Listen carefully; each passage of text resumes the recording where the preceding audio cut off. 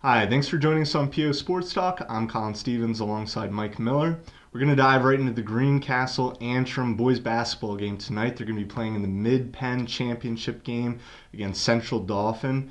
They just squeaked into the championship game with a 3-point overtime win against Hershey last night. Corey Myers and Zach Faulkner hit some big shots, and they're going to have big games again tonight. You know, I've seen Central Dauphin play this year. They played Chambersburg and sort of took care of the Trojans on the Trojans' home court. Obviously, whenever you're talking about CD, you're talking about Devin Thomas. They're big forward, a Wake Forest commit next year. I think the game is really going to come down to him and what the damage he can cause in the paint. Because Greencastle, we sort of said all year like this is great watching them go undefeated, but wait until the postseason when they run up against a team with size, and Central Dauphin has a lot of it in Devin Thomas. And again, Central Dauphin has some good guards too, but I think Greencastle can hang with them. I think Greencastle really does. If people don't believe it now, they should. Greencastle has some of the best guards in the area in Corey Myers and Zach Faulkner. So, I think that'll be a push as far as the matchup is concerned. But like I said, it's all going to come down to double teaming Thomas in the paint and just limiting him. You can't stop him. It's only hope to limit him. So that'll be the game right there for the Devils.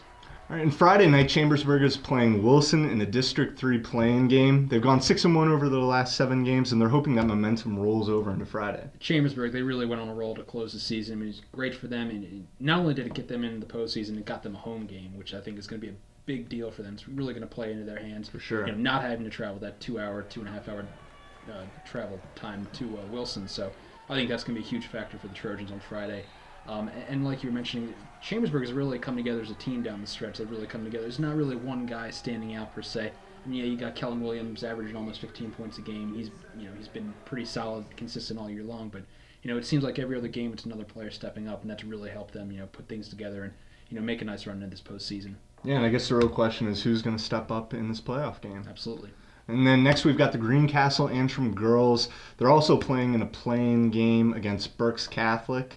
Tasha Smothers, she's been the real big factor for Greencastle this season. She can dribble the ball, she can run the point, she's really good at using her defense to generate points. And for Greencastle to keep this roll going on, she's going to have to play strongly. I think in their case too, they sort of mirror what Chambersburg was doing down the stretch. They really put together a solid second half, and that's really what propelled them into the playoffs. They just snuck in there, and that's why they're traveling up to Berks Catholic. But you mentioned Tasha Smothers, but also Rachel Klein. She's been really doing a great job with rebounding and sort of the little things. She's added some scoring too, but they're really coming together as a team too, and it couldn't come at a better time. And then Shippensburg girls are going to be playing Elizabethtown.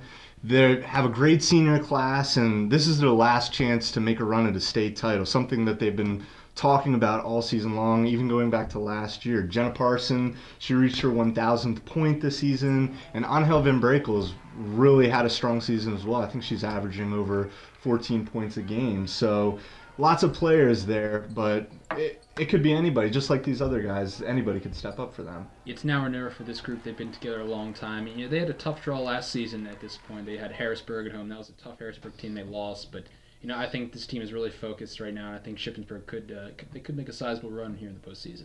And just to note, they're playing in Quad A ball. Last year they were in Triple A, so it's a big difference for them.